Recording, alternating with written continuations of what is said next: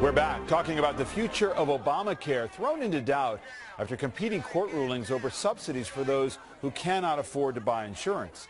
Meanwhile, the state of Vermont is planning on going further and setting up a government-run single-payer system similar to that of its next-door neighbor, Canada, generating a passionate debate, as our Kevin Tibbles found in this week's Meeting America.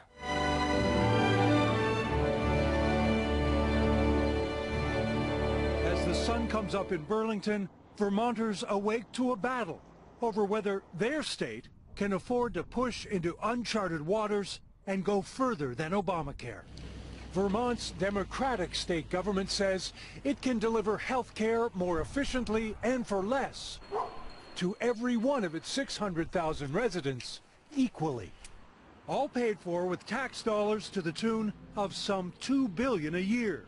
Many say taxes here could double. They're outrageous. I mean, the increases that are needed.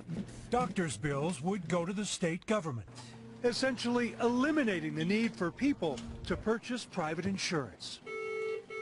A solution to America's healthcare crisis, or the road to bankruptcy for Vermont? We've decided to travel north through the Green Mountain State to where the United States nestles up to Canada, where its citizens have had government health care for decades.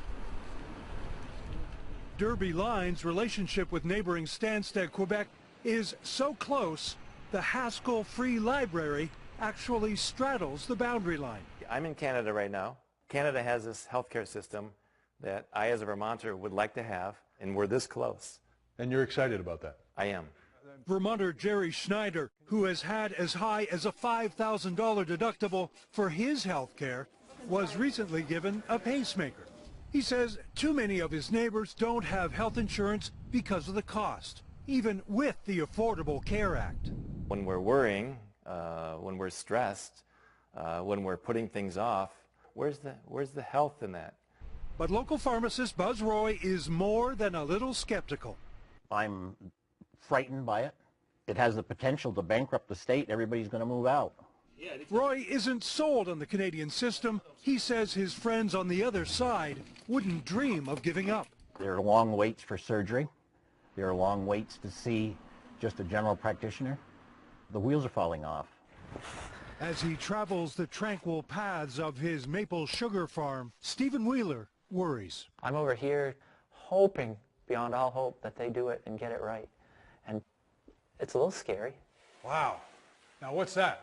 That's maple dill dressing. Stephen and his family churn out everything maple. Okay, I'm putting my gloves on now. Like that. Grab your next bottle. You Yeah. really need to grab it. Grabbing bottle. You're getting tense. You got to be relaxed. Healthcare that covers everyone is a panacea Steve supports, but he worries about the cost How's that look? and the politics. We're putting health care in the hands of a very select few people. If politics gets in the way enough, they can negatively impact my future. Neil Goswami of the Times-Argus newspaper says the single-payer system still has many hurdles to overcome. The state will need permission from the federal government. The governor here in Vermont hopes to move quickly because right now he's got a friendly administration to work with and nobody knows what's going to happen in 2016. In Derby Line, they've lived side by side for generations with their neighbors to the north. But when it comes to government-run health care, will it be allowed to cross the border? For Meet the Press, Kevin Tibbles.